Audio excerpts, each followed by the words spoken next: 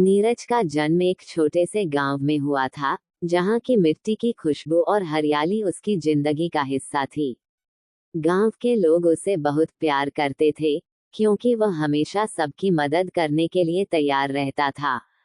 नीरज के माता पिता किसान थे और उनका खेत गांव के सबसे उपजाऊ हिस्से में था। उसके माता पिता ने उसे ईमानदारी, मेहनत और सच्चाई के साथ जीना सिखाया था। नीरज का जीवन सरल था, लेकिन उसकी आंखों में सपने बहुत बड़े थे। गांव के लोगों के लिए उनका जीवन ही सब कुछ था, लेकिन नीरज का मन हमेशा कुछ नया करने की चाहत में लगा रहता था। उसकी ख्वाहिश थी कि वह एक दिन शहर जाकर कुछ बड़ा करे, जिससे उसके माता पिता का नाम रोशन हो और वह गांव का गौरव बने। नीरज का सबसे अच्छा दोस्त मोहन था।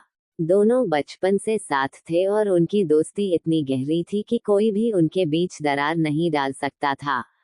मोहन और नीरज एक ही स्कूल में पढ़ते थे और हमेशा साथ रहते थे।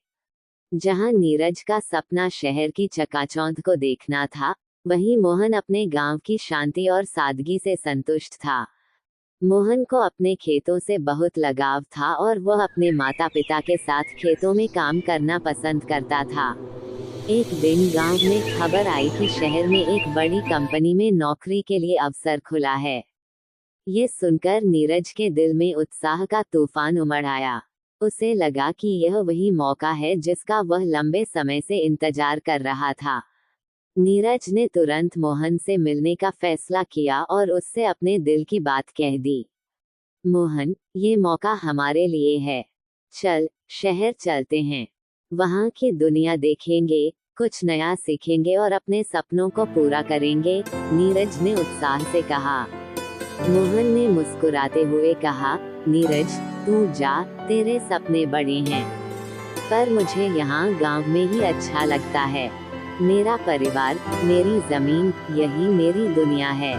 मैं इस शांति को नहीं छोड़ सकता। नीरज ने मोहन को समझाने की बहुत कोशिश की। उसने कहा, सोच, मोहन, अगर हम शहर में नौकरी पा लें, तो हम गांव के सबसे बड़े आदमी बन जाएंगे। हमारे पास पैसा होगा, बड़े घर होंगे, और हम अपने गांव को भी खुशहाल बना सकेंगे। लेकिन मोहन अपने निर्णय पर अड़िग रहा। उसने नीरज से कहा, मेरे लिए मेरे माता पिता, मेरे खेत और गांव की शांति सबसे महत्वपूर्ण हैं। मैं इन्हें छोड़ नहीं सकता। तू जा, अपने सपनों को पूरा कर। मुझे यही खुशी है। नीरज ने अंततः अकेले ही शहर जाने का फैसला किया।